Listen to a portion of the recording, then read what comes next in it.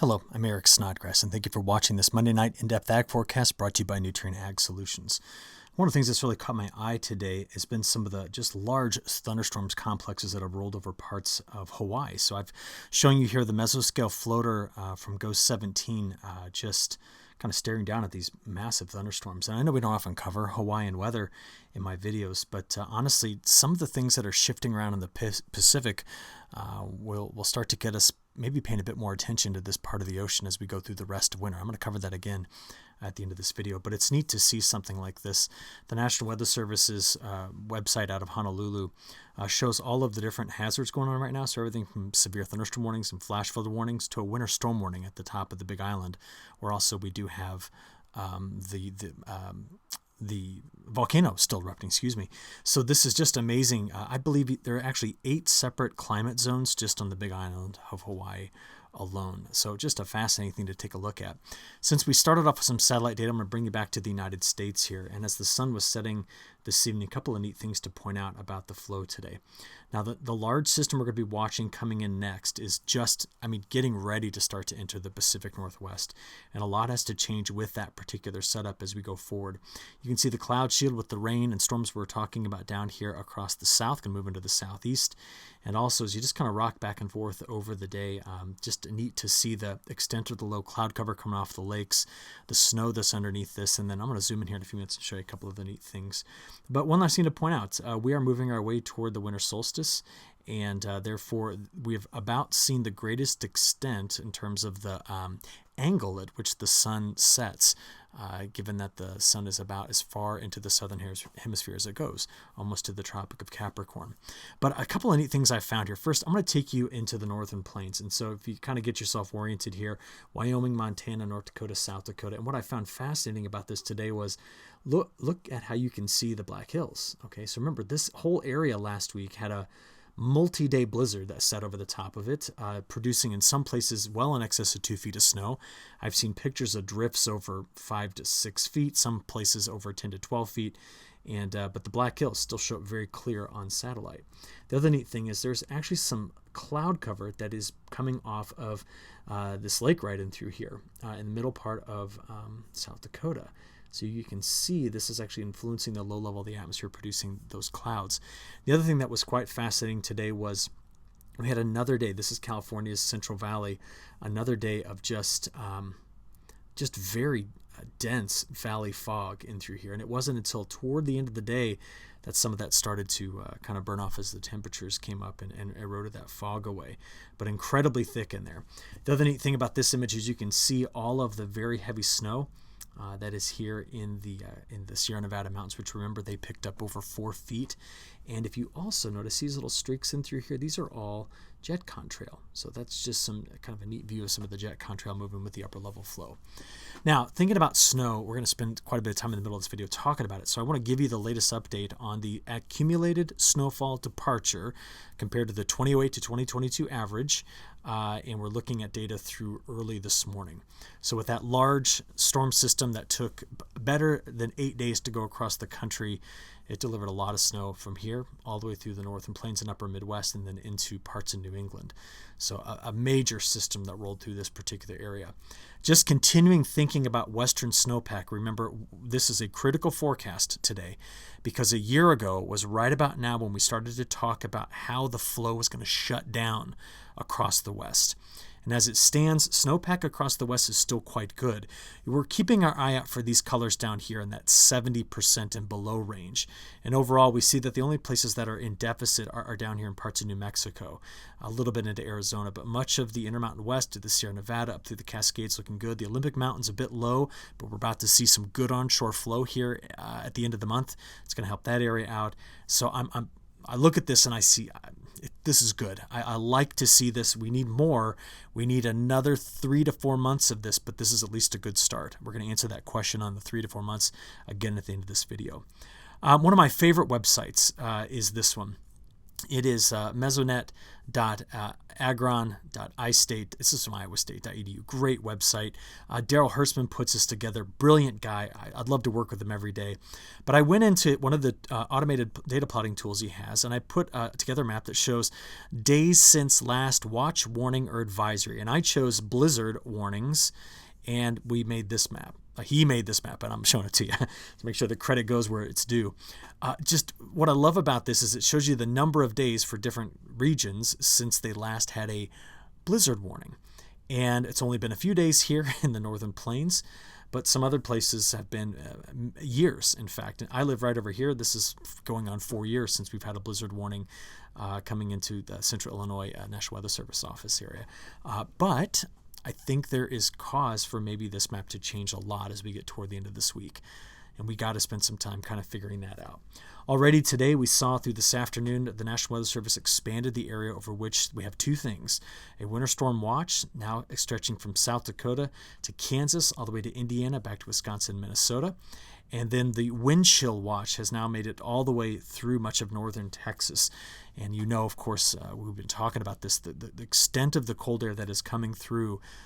It's going to be impressive, to say the least. And we'll talk just about how cold it is in just a few moments. Now, from there, we do have a system that's out ahead of this. So let's pick up 5 o'clock with the high-res NAM this afternoon. And again, here's the clouds we talked about earlier spreading some of the rain. Just keep your eye down here first across parts of the south. And so there's rain there through tonight into tomorrow morning that then spreads over into the southeast. And there might possibly be on the northern side of this some wet mixed in snow. The temperatures could be cold enough for that, but the models have backed off a bit on it as it exits parts of the Carolinas. Now we come back again. We have some very light snow that's moving through parts of the upper Midwest. And this again starts off this afternoon and plays through tonight and into tomorrow as that low curls up over Lake Superior. Could be some lake effect snow briefly following that. But the main show is what's going on behind it. We had snow today in Seattle, and of course some snow that came right here on the border between Oregon and Washington, pushing over here to the northern side of the Snake River Valley. And this next system that's coming in here into the Pacific Northwest is the one we're going to be watching very carefully. All right, because at the end of this animation, the short wave that is to the north of it coming out of British Columbia begins to slice down into Montana, and the high pressure that it's riding on here again is once again approaching record-setting values. We see that by Wednesday night, the nose of this starting to develop low pressure somewhere between the Panhandles and in Colorado, and this is going to open up the Gulf, and we're going to see a very large system that will occlude over the Great Lakes at the end of this kind of near-term forecast. I'll show you when and where that's going to be. So what's interesting about the setup of this is we've just got to step up in the atmosphere, and this is going to be an important theme to cover again in a few moments. So the jet stream has left Japan, and it's coming out here, and it's split up into two pieces, one that goes pretty far to the north and one that dips down to the south. So the jet stream is split here in the Gulf of Alaska. But the flow is coming back together here, and we're going to watch this shortwave right in through here kind of peel off and dive into the midsection of the country. And it's the change in the position of that shortwave that's really affected the weather forecasts over the last several days. I'm sure if you've been watching over the weekend, you know they've changed quite a bit. But you put that big ridge right there just into the Chukchi Sea. We've displaced the cold air here, and it is currently sitting in a very shallow air mass of cold air right here, ready to get let out across the rest of the country. Now, my kids were very curious about this, and so I decided to put together for them a little forecast. We live in a little town called Mahomet, Illinois, just outside of Champaign. And I said, we're going to see some brutally cold weather at the end of this week. They'll be out of school already for the holidays. But I said, would you like to know where that cold air began? So I'll link this below, but NOAA has a special model called the high split model, where you can run back trajectories or you can run forecast trajectories on where the air is going to go at certain levels in the atmosphere. So I tracked some low-level air, and just to see where the cold air that's going to be coming to us, our house, later this week on the 23rd and 24th. And if you just follow it back, it began life over the Arctic. So this is very common for where many places that are going to be experiencing these record low or near record low temperatures are going to come from. Now, if you notice, there's been a lot of movement in the forecast models, and I want to show you a great resource, tropicaltidbits.com, one of my favorite websites. Levi Cowan puts this together, brilliant scientist, and he's got a fantastic website. Now, when you go to this site, you can choose any model across the top. What I'm about to do for you, though, is I'm going to use one of the great parts of his website. It's called the forecast trend generator. So I came down here and clicked on this, and I said, show me the last 12 model runs. And I just picked the GFS model. That's our flagship model here in the United States as an example. And it created this animation. Now what it's doing is it's going back over the last 12 runs of the GFS, showing you how much this particular system has moved around in its position. Every map that's going in front of you here is valid at the same time, which is 6 p.m. Thursday evening. So 6 p.m. Thursday evening. And what you notice is that last week when we talked about it, as it resets here, there were actually two separate waves, one that went up the East Coast and then a follow wave that came behind it on this big high pressure cell. Okay. Now at the end of the animation, watch it again, you're going to see it's all actually come back together as one large system. And it's been moving around a lot in the models. And you say, why? Why has it been moving? Remember where this started? Remember where it currently is? It started over the Arctic. It had to move through the northern Canada. We don't have a lot of observations of it. It's not until it fully gets into the United States where it hits our weather stations plus our Ray-1 Sun network, that's where we launch weather balloons, and our radars, that we can gather enough information to more accurately simulate the future position of the storm. What we do know is it doesn't matter which model I show you. I'm going to flip over to the European, but the story is going to be similar here. What we do know is that this is the main shortwave by Wednesday morning that emerges here by Thursday morning. And then once it gets to that point, Thursday night into Friday morning, the biggest changes that we saw is that instead of this trough maintaining its positive tilt, where it leans east and digs, instead of it just digging down here and then turning, it now gains what we call a negative tilt sooner. And I covered this in this morning's video. But if you start at the middle of this trough and then follow it north, you can see that that looks more like a backslash than a forward slash. So what happens is the flow is already curling around and occluding, which instead of sending this low pressure system straight to the mid-Atlantic and then up the East Coast, that's that Miller B type system we talked about last week, it's now going to make a very quick turn north toward the Great Lakes. And no, last week I didn't have enough evidence to say, oh, this is what this system's going to do. Because yes, historically we do know there's a westward trend oftentimes in the models on where big storm systems like this are going to be. But it's not as though I had clear enough evidence just to present that to you last week. So I showed you what we had available to us at that time. What's important about this is how the models are starting to cluster together where this low is going to be. Now, technically in atmospheric sciences, when I'm teaching new students about this, we call these kind of systems panhandle hookers. I realize the term may have different connotations when I say it, but we call them that for a reason. You see, by midnight on Thursday, as the very cold air comes down in this high pressure, the low will start to form in eastern Colorado and then go right here and dip into the panhandles of Oklahoma and Texas. It then hooks south and then runs right up here over the Midwest. So we call it that because the hook to the south, and then it comes right over the top of where I used to teach students at the University of Illinois. So what you see here in a bunch of L's are the different positions of the low pressure centers being forecast by the 51-member European ensemble. So what does that mean? The European ensembles run 51 different times. Whenever you see them tightly packed together here, this gives us high confidence on where it's going to be. So through the day on Thursday, did you see it hook south? Right there. Shows up somewhere by midday Thursday. And so this is still where the spread is, from Arkansas to southern Wisconsin. That's where the models are currently trying to put the position of the low. There is still considerable spread in this. As we get to Thursday night, we do see a lot of clustering right here on kind of the Illinois-Indiana border, maybe kind of running north-south of this. Now remember, the heaviest snows are always to the northwest of the low by about 150 miles or so. And we see that by Thursday night, getting in now to Friday morning, Friday afternoon and evening, this low rapidly intensifies and creates an incredible, this is a very strong pressure gradient between this low and this high.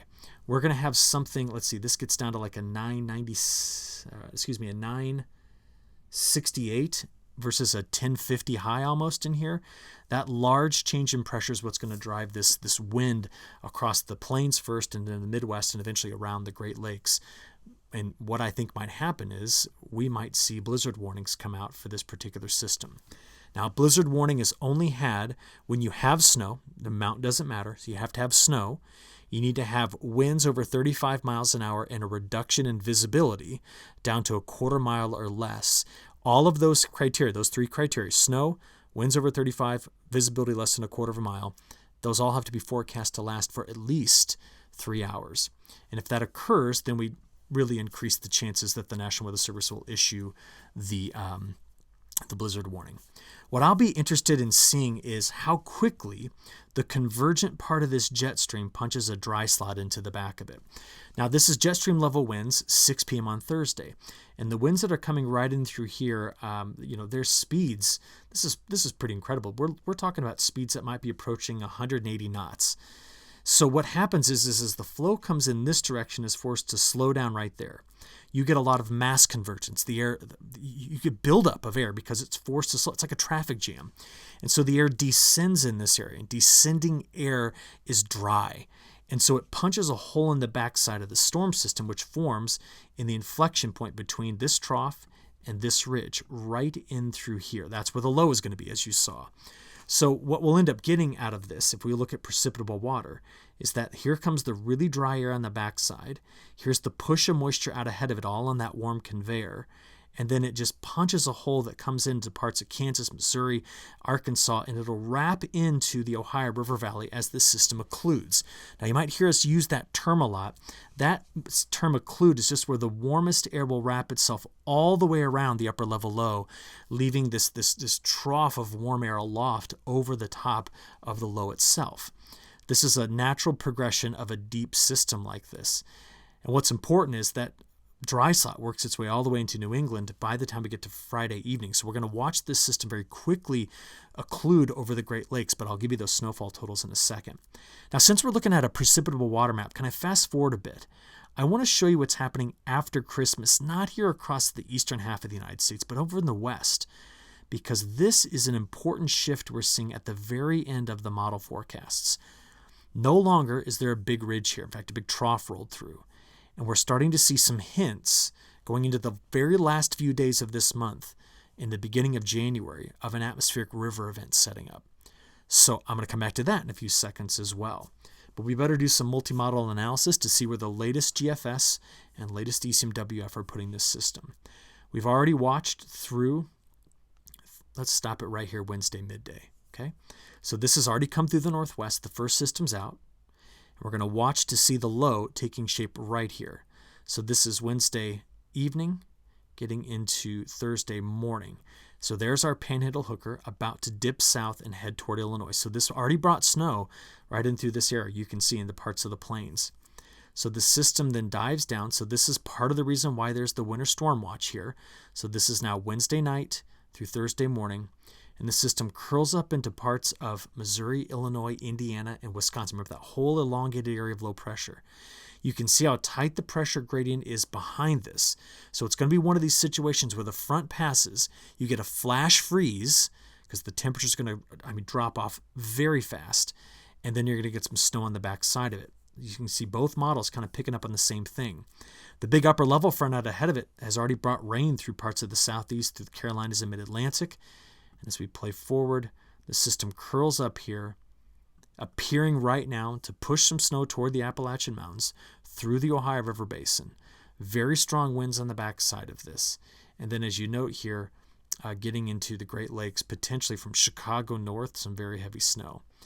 Now, I was looking carefully to see if this was still approaching some sort of record pressure. We possibly could see a 1060 high coming into parts of Montana, but I don't think we're going to break that record. So that system curls out here on Friday, and then by the time we get into Saturday, midday, we're just going to watch the lake effect snow on the backside. But the pressure gradient still exists, so it really doesn't even matter how much snow you get out of this system in this area. The winds are going to persist from Thursday into Friday and most of the day on Saturday around this, creating what could be whiteout conditions behind it, even with very little snow on the ground. So that kind of gets us through this time period. So let's examine it a couple of different ways. We will look at this, even though this will change. But I'll show you the latest model forecast from the European on just how much snow the model is expecting. So remember, on my color bar, Once you get above 4 inches, we make a big color shift. Once you get above 11 inches, there's another big color shift. And then once you get up into these pinks, we're talking about over 15 inches of snow. So this is the European model forecast, and this is the GFS. There are some similarities, but there are still going to be some differences. I'm personally rooting for the Canadian model if I'm allowed, because the Canadian model put down a foot over Muhammad. My kids are pretty excited about that. But I do think that the two models that have been handling this the best have been the flagship models for the US and Europe, and you're looking at them here. Now, let's look at some snowfall probabilities from the European model. This would be the probability of getting 1 inch of snow between now and 6 a.m. on December 26th. Okay? If we step that up for the probability of getting 3 inches, now you start to see where the uncertainty comes in and where that heavy snow band is going to be. But it doesn't matter how much falls in here. There will be whiteout conditions even with a couple of inches of snow given the strength of these winds. This is the probability of getting 6 inches of snow. Now more confined to the Great Lakes. We'll talk more about what's coming in here in a few minutes. And then this is the chances of 12 inches of snow. So a lot of that's going to be aided by lake effect snow, but then centered around Lake Superior. All right. From here, I got to show you what these winds are going to do. Watch how sharp this front is. This is wind speed and direction. Here we are on Tuesday morning, afternoon, and evening. This is where the front is located. That's Wednesday evening going into Thursday morning, afternoon. Look at that. I mean, that is such a sharply defined front. And it's going to deliver very cold air into Texas and then eventually through the Midwest. And that rapid changeover in temperature right along that front is going to cause a flash freeze and then snow on the backside. So while this system's wrapping up right over parts of Michigan, notice that the backside of it, where there's already snow, plus new snow that's going to fall, we're going to have wind speeds in here that at times are gusting 30 to 50 miles an hour. In fact, look at this. This is just an animation from the European model on maximum accumulated wind gusts. So the system comes in there. And I'll just play this all the way through, I don't know, let's stop it out here Sunday morning. There could be wind gusts in here, maybe in parts of the eastern Corn Belt, that are 50 to 70 miles an hour. This will put wind chills in the minus 30 to minus 60 degree range for a couple of days as this brutal Arctic air settles in. Okay, where's it going after that? I'm going to stay on precipitation for a moment before I talk about temperatures. So far, since the beginning of November, the jet has come screaming here and run into this obstacle called a ridge. It's part of this high latitude blocking we've talked about so much. So the flow went over the top of it weakly and dove into troughs like this, and there's some sense of ridging across the East Coast that's caused the air to come up like that and do that. Now, most of this time period, the country was above normal in precipitation, with the exception of the hard winter wheat belt, the eastern corn belt, pockets in the Carolinas, and in the Pacific Northwest. There's been a few places there that have been drier. But what we want to know is, will we continue to see this big block here? Because what it does is it takes the jet stream and just stops all that forward progress coming across the Pacific and busts it up here. The newest forecast of the MJO brings it out of null space, sweeping through 5, 6, and 7, and will likely be in phase 7 as we approach the end of December. Historically, if you're in phase 7 at the end of December, we no longer see the big blocking ridge connecting between Hawaii and Alaska. There still seems to be some high latitude blocking, but I don't think we have anything that'll slow this down. And it'll end up coming around and ejecting, which means very fast jet stream flow that starts in China and Japan and finishes in the North Atlantic. And we've now seen some model evidence that that's going to happen. So for the first time this cold season, we now have a jet that begins here over Russia, China, and really over China, and extends off of Japan and no longer breaks up. It pushes into the west. This is going to set up repeated systems coming across the United States, but this also means we're going to lose the ability to tap into really, really deep cold air without having big extended troughs here from large ridges that flank the country. Does that make sense? You put a big ridge on one side or the other, the cold air that's in the middle has to go somewhere. It comes south. So this means mild, but active. And the long-range forecasts are picking up on it. This is that last week of this year and the first couple days of January. You see the above-average precipitation returning to the Pacific Northwest, near normal for most of the country. And I even think this is too dry in this area. I actually think that the GFS ensemble has it better. This is their forecast for week 2, again, ending on January 2nd. Really, just really going here. So this is important forecast. Now, the temperature side of this cold air. So you've looked out 2 weeks in terms of precipitation. This is a map made on Weather Bell, but this is the European operational run. You're looking at temperatures in Celsius because even though we use Fahrenheit in the United States, whenever we look at upper level maps, they're in Celsius. So I'm going to do some neat comparison for you. This is 12Z. That means it's 6 a.m. Central Time on Friday, December 23rd.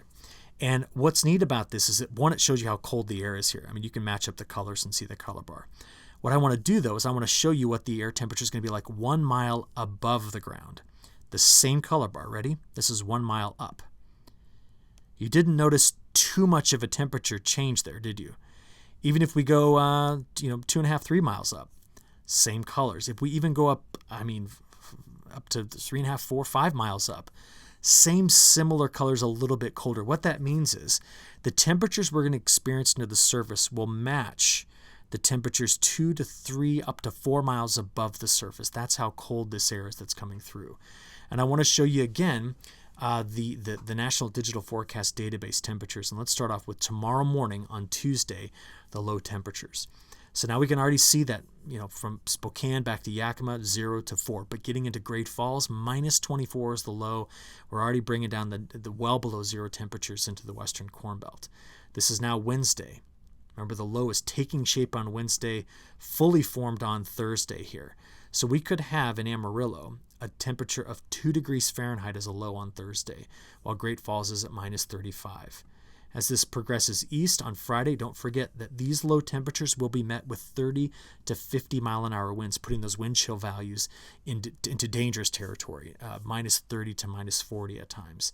That colder air progresses east on Christmas Eve, and on Christmas Day, you're looking here at the early morning low temperatures. So very cold air east of the Rockies, and just as we talked about last week, this is a shallow cold air mass, and as a result doesn't penetrate through the Rockies to get into the west. Plus there's weaker ridging going on in the west.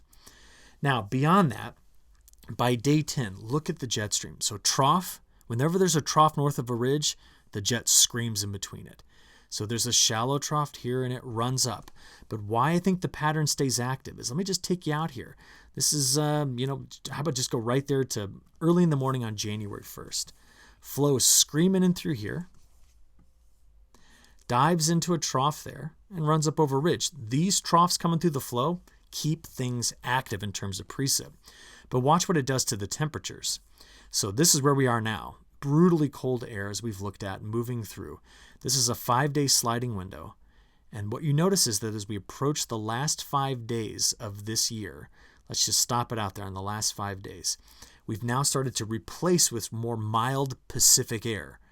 And that's breaking through that near semi-permanent ridge we saw over Alaska, the Gulf of Alaska, throughout much of this season so far. And then going forward, I have multi-model support suggesting that maybe the first few days of the new year are a bit mild across the country. So this is what happens when the cold air isn't fully linked to deep troughs or highly blocked patterns that stick around for a long time, or with the polar vortex. Okay, we now got to stretch this out. I'm going to give you the January update. This was just released by the European model. I again think they've got this bias just a bit too dry. I don't want anybody to look at this and think there won't be precipitation in this area during the month of January. Do I expect a more active pattern in the west? Yes. Do I expect near normal precip across much of the rest of the country? I do. I think January, just like we saw in December, will be a month where we pull back and start to shrink the extent of the drought area across the country. I agree a bit more with what was released last Friday from on the 15th from the CPC. Their forecast says if there's going to be an area that's really going to be struggling, it might be down here in New Mexico and western Texas. But I don't want to even look at this and say that this is a high risk of this area being super dry. I think it's going to be an active month going forward here. Now, from that point, I want to stretch out and just say, what do we expect to see in that month of January? And I think we're right now at the peak of this La Nina. And I just want to present to you some evidence for that. The trade winds, first of all. We've watched this forecast for right around Christmas for this last major shift, not major shift, but major push in the trade winds right in through here. And these westerly winds like that. What I'm suggesting is while we will continue to see, stronger than normal trade winds, I don't know that we'll see them at this magnitude anymore. And as we talked about on Thursday, it makes sense. This time of the year is when we typically reach a peak historically in a La Nina or an El Nino event. But what this means is, as this begins to let go in the new year, the MJO will take over as the dominant teleconnection in the tropics. And that's a shorter time scale moving feature versus La Nina or El Nino. And as a result, we're just going to start to see things moving around quite a bit. So don't expect a set pattern for January, February, March. Don't expect it to just get set and stay. I think it's going to be one type of pattern that moves around considerably, because nearly every long-range forecast suggests that we are right now where this La Nina is going to bottom out, and through January into February, March to the beginning of April, this could go all the way back to INSO neutral conditions. My forecasts in the new year, because remember, I'm going to take off next week, so no forecast videos next week, will focus a lot on what this transition may mean, because the models are certainly pointing to it. What will need to be watched are these sub-seasonal features. But right now, I've bought into this forecast from the European model on what January, February, March looks like. And what's good about it, it is one where drought is reduced, and even the places that are expected to be a little drier than normal are not bone dry. It's active. The Pacific Jet is advertising that it's going to continue to move, and there's support for that. What will be interesting to watch will be the polar vortex, because even though it's getting brutally cold right now, this is not a polar vortex event. The stratospheric polar vortex is strong right now. It's got a grip on that colder air. It is not linking up with the troposphere. So this is what the polar vortex looks like right now. It is certainly not. It's not being linked up with those two things. So just remember, the stronger this is, the faster these winds, the tighter the grip it keeps.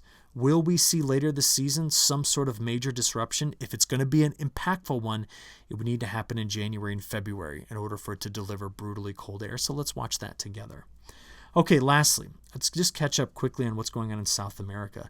Latest GRACE root zone soil moisture map, this is NASA GRACE, continues to show very dry conditions down into Argentina, and a few pockets here that have been dry as well. As we look at some of the NDVI data, as this reloads here, hopefully it'll reload quickly. Well, you can see it faintly down here. I picked Buenos Aires, Cordoba, and Santa Fe, those provinces. I apologize, this is reloading, but can you see it? It's still at the lowest NDVI values in the last 20 years. Now, over the next 10 days, I want you to watch carefully what happens throughout this week, getting into this upcoming weekend. Now, lots of scattered showers and storms and stronger monsoonal flow here. But we're watching late this week. Here it is. This is Friday into Saturday and a little bit into Sunday, Domingo. That's what that is. And if we just go back, Friday, Saturday, and Sunday right there, there could be multiple chances for some showers that come through, showers and storms that come through Argentina on a front. And that would be some quite meaningful rain. I don't think it undoes the very long-standing drought issues that are there, but it helps. Every little bit helps. You stitch it all together in the next 15 days, we are now less dry in this area than originally forecast. Even though you see it drier here in Mato Grosso do Sul, Paraná, Rio Grande do Sul, this area will still have rain coming through. It's not bone dry during this time. But from Minas Gerais to Goiás and Tocantins and then over to Mato Grosso, we expect this area to actually see well above average precipitation as we start to near harvest time here in Mato Grosso. And lastly, I do want to show you the long range for January. Again, I don't have a tremendous amount of trust in this. I just want to make a point that if we do, in fact, begin to see La Nina fade fast and El Nino-like behavior develop, we could see more drier conditions starting to build into Brazil's northern growing regions once that safrinha crop goes in. Speculative, I'll keep an eye on it. I'll keep reporting back to you, but I just wanted to mention that today. Outside of that, January looks wet for much of Brazil's main growing areas, and now less dry for Argentina. Could be a better month overall for South America as we go forward. Okay, appreciate your attention this Monday. We've got a big system to be watching, so I'll look forward to reporting back to you again tomorrow morning for those of you who receive my morning report. Other than that, have a good rest of your evening, and we'll talk soon. Thanks.